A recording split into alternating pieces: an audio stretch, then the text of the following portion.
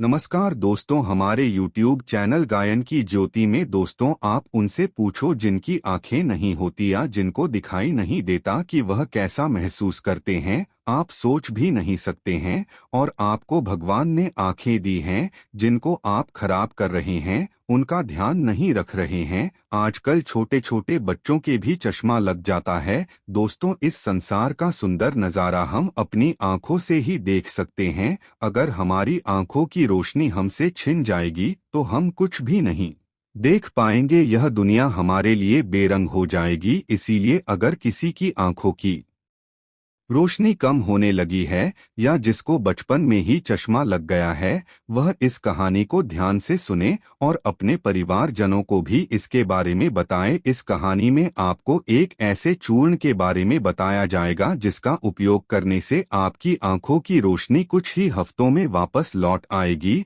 और जिनको चश्मा लग गया है उनका चश्मा भी हट जाएगा। तो आपसे मेरा निवेदन है कि इस कहानी में अंत तक जरूर बने रहें। एक बार एक युवक जो अपनी आंखों लेकर बहुत परेशान रहता था, वह एक गुरु के पास जाता है जो कि आयुर्वेद के एक बहुत बड़े ज्ञाता थे। वह युवक गुरु को प्रणाम करता है और कहता है, हे मुनिवर, मैं अपनी आंखों को लेकर बहुत परेशान हूँ। मेरी आंखों की रोशनी दिन भर कम होते जा रही है। मुझे सब कुछ धुंधला धुंधला दिखाई देता है। कई बार तो मेरी आंखों में बहुत ज्यादा दर्द और जलन होता है और बहुत ज्यादा आंसू भी निकलते हैं। गुरुदेव, मेरी आंखें समय से पहले ही मेरा साथ छोड़ रही है। कृपया करके आप मुझे कोई ऐसा समाधान बताइए जिससे मैं अपनी आंखों की रोशनी को फिर से प्राप्त कर सकूं और आंखों की इन सभी समस्याओं से हमेशा हमेशा के लिए छुटकारा पा सकूं। उन गुरु ने उस युवक की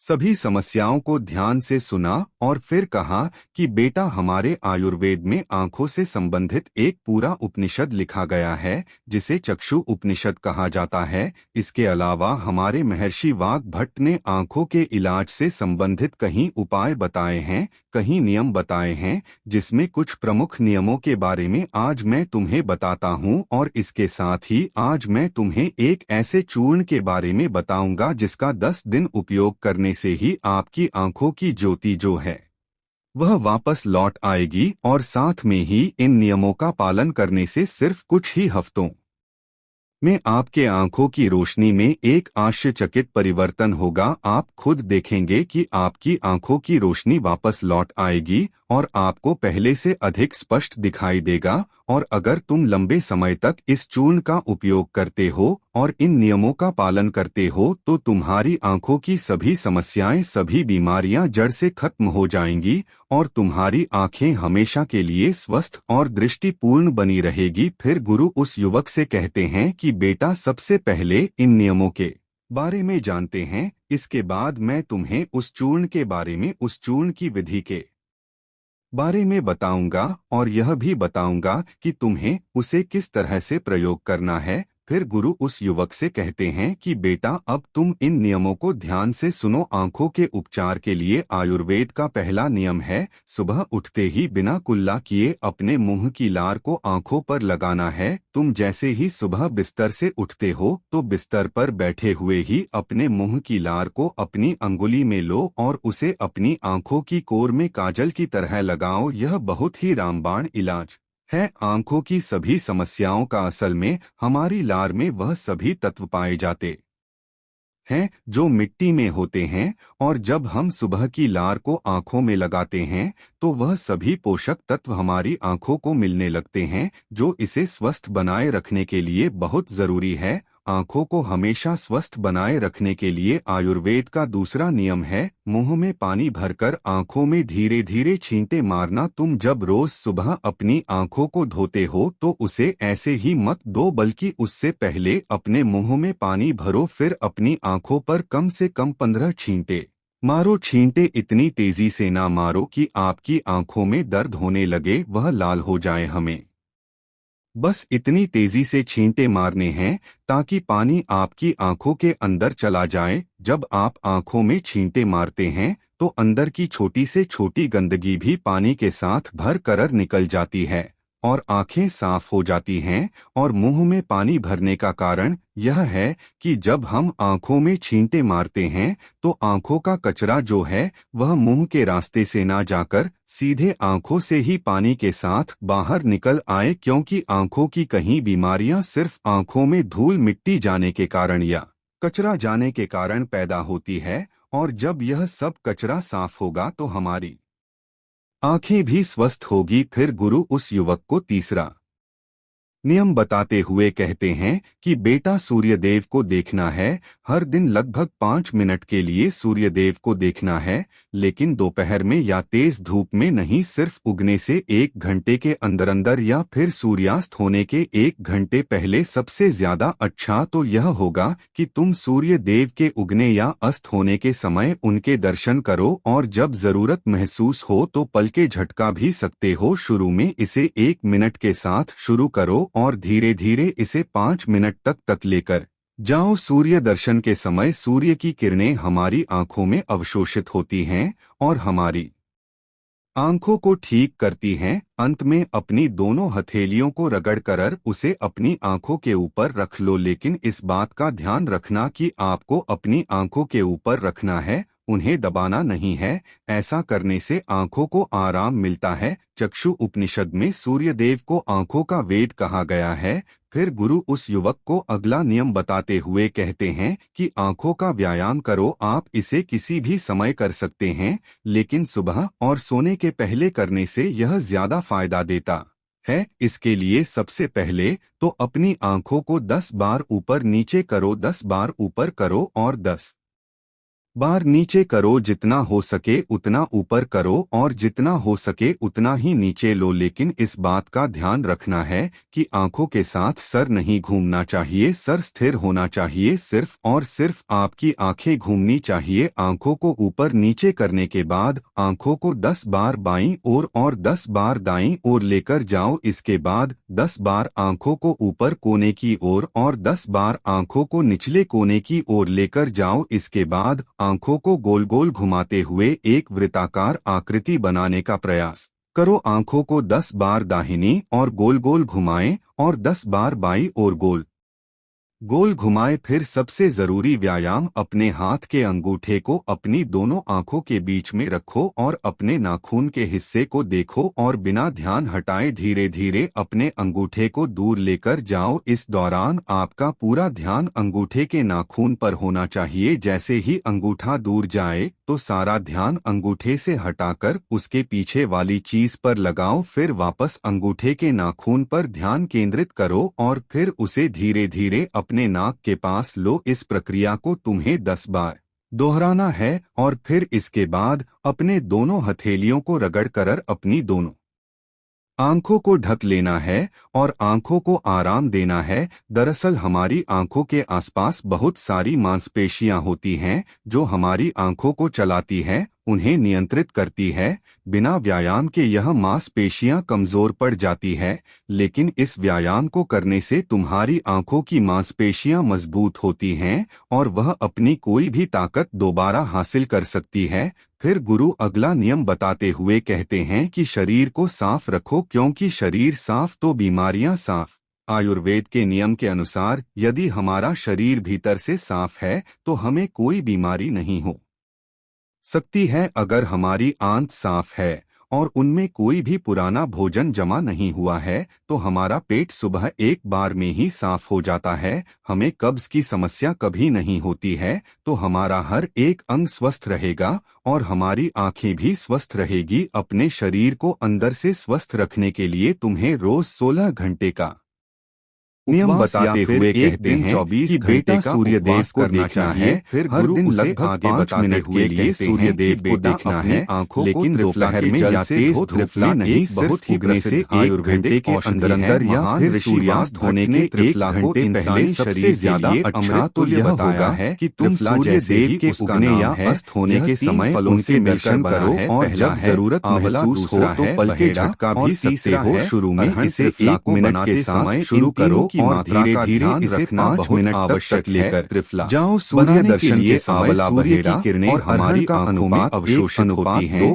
और हमारी 3 आंखों को ठीक होना चाहिए, यानी आंवला तीन गुना बहेलियों को रगड़कर और अरहर एक गुना होना चाहिए। इन तीनों को इस बात का ध्यान रखना कि आपको इसे अच्छे से पीस कर मिला लीजिए। इस दबाना नहीं है, का चूर्ण तैयार हो जाता है। को आराम मिलता है। किसी मिट्टी के बर्तन में रख सूर्यदेव को और एक चम्मच त्रिफला चूर्ण को 2 गिलास पानी में रात में भिगो कर रखते हुए कहते हैं उसे छानकर व्यायाम करो। आपको इसे धो लीजिए। ऐसा करने से बहुत ही तेजी से और सोने के पहले समस्याओं में यह ज्यादा फायदा देता और आंखों इसके लिए रोशनी बहुत ही तेजी से बढ़ती है। 10 बार ऊपर नीचे करो, 10 बार ऊपर करो और 10 कि हमारे शरीर के लिए नीचे करो। जितना फायदेमंद होता है ऊपर करो और जितना हो सके उतना ही दोषों को नियंत्रित करता है। शरीर को साफ करने के लिए के साथ 2 तरीके से लिया जा सकता है। होना चाहिए सिर्फ और दूसरा सुबह की आंखें घूमनी चाहिए। आंखों को ऊपर नीचे करने के साथ लो और यदि बार बाईं ओर और 10 बार दाईं ओर लेकर जाओ। इसके बाद फिर गर्म पानी के साथ को इसे ले सकते हैं और 10 बार या गर्म पानी के साथ ओर लेकर जाओ। इसके बाद वह हमारे शरीर घुमाते हुए एक वृत्ताकार आकृति बनाने का प्रयास करो। आंखों को 10 बार दाहिनी और गोल गोल घुमाएं और 10 बार बायां जाता है। यह पोषक गोल घुमाए काम करता है। सबसे जरूरी व्यायाम पोषक हाथ प्रदान करता है। अपनी दोनों जो व्यक्ति बीच में रखो जिन्हें कब्ज या पेट से जुड़ी हुई कोई भी और बिना नहीं हटाए धीरे धीरे अपने में खाए को और लेकर जाओ। सफाई करनी है। कब्ज की समस्या रहती है कि नाखून पर होना चाहिए। जैसे ही फिर गुरु उस युवक को अगला नियम बताते हुए कहते हैं कि बेटा यह वाली चीज पर लाभकारी है। वापस से तुम्हारे नाखून पर और मन दोनों ही तेज बनते हैं। उसे धीरे धीरे अपने अंधेरे पास लो। कमरे में दिया या मोमबत्ती जला लेना है, दोहराना है उसे और फिर ऊंचाई पर रखना है। दोनों हथेलियों को रगड़ कर बैठो तो वह तुम्हारी आंखों को ढक लेना है और आंखों को आराम देना है। दरअसल हमारी आंखों के आसपास बहुत सारी मांसपेशियां होती हैं जो हमारी आंखों को चलाती हैं, उन्हें नियंत्रित करती है। दृष्टि बिना व्यायाम के यह मांसपेशियां कमजोर पड़ जाती है। लेकिन इस व्यायाम को करने से तुम्हारी आंखों की मांसपेशियां मजबूत होती हैं और वह अपनी कोई भी ताकत दोबारा हासिल कर सकती है। फिर गुरु अगला नियम बताते हुए कहते हैं कि शरीर को साफ रखो क्योंकि शरीर साफ थोड़ी देर में तुम देखोगे कि तुम्हारी नियम के अनुसार आंसू बहने लगेंगे। शरीर भीतर से साफ है तो हमें करने की कोई जरूरत नहीं है क्योंकि यह क्रिया हमारे आंसुओं के द्वारा हमारी आंखों की सफाई कर रही है। भोजन जमा क्रिया के बीच आप हमारा पेट आंसू को रोकने का प्रयास न करें। बस इन्हें बहने दें। की समस्या कभी नहीं हाथों से अपनी हमारा को भी स्पर्श नहीं करना है और जब हमारी प्रक्रिया पूरी हो जाएगी तब अपने शरीर को हथेलियों को रगड़ कर धीरे धीरे रोज 16 घंटे के पास लेकर जाओ और आंखों को ढक लो। यह प्रक्रिया रोज रात को सोने से पहले कुछ मिनट के लिए करो। फिर तुम स्वयं देखोगे कि तुम्हारी आंखों की रोशनी दिन प्रतिदिन बढ़ती जा रही है।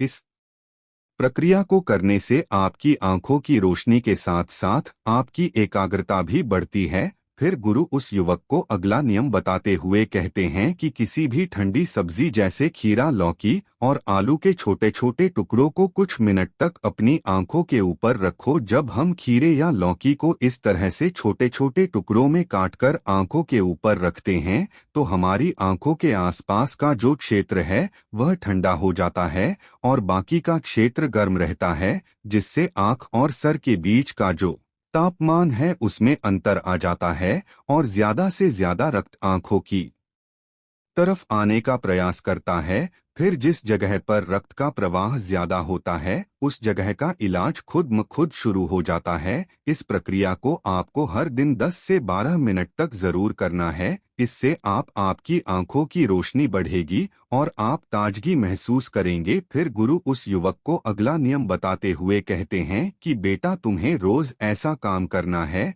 जिसमें ज्यादा रक्त का प्रवाह हो, जैसे शीर्षासन, भस्त्रिका आसन। ऐसे आसनों को करने से रक्त की ज्यादा मात्रा आंखों की तरफ जाती है और आंखें स्वस्थ बनी रहती हैं। फिर गुरु उस युवक को कहते हैं कि बेटा तुमने नियमों के बारे में तो जान लिया, अब मैं तुम्हें उस चूर्ण के बारे में बताता हूँ जिसका उपयोग तुम्हें करना है और उसका उपयोग करने से कभी भी तुम्हारे आंखों की ज्योति खराब नहीं होगी।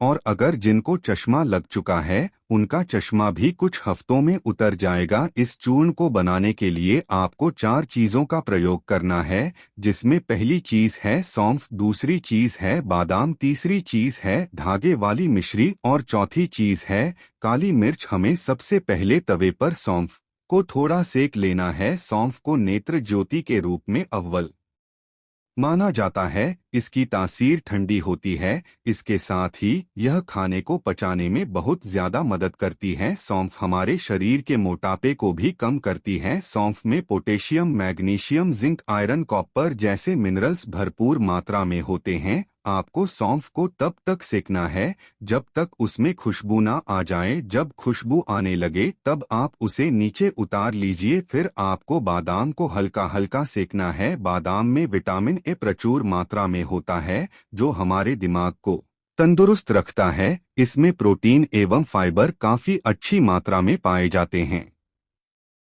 जिसकी वजह से हमारा पेट भरा भरा रहता है और यह हमारे मोटापे को भी कम करती है। इसके बाद आपको बादाम और सौंफ को अच्छी तरीके से पीस लेना है। इसका बारीक चूर्ण बना लेना है और इसके बाद आपको धागे वाली मिश्री में से धागा निकाल देना है और उसे कूटकर उसका बारीक चूर्ण बना लेना है। फिर आपको 10 से 15 काली मिर्च लेनी है। काली मिर्च में एंटी इन्फ्लेमेटरी तत्व पाए जाते हैं जो आंखों के लिए बहुत लाभदायक होते हैं। इसके साथ ही काली मिर्च जीवाणु रोधक और इम्यूनिटी बढ़ाने में सहायक होती है, जिससे आंखों की रोशनी मजबूत बनती है।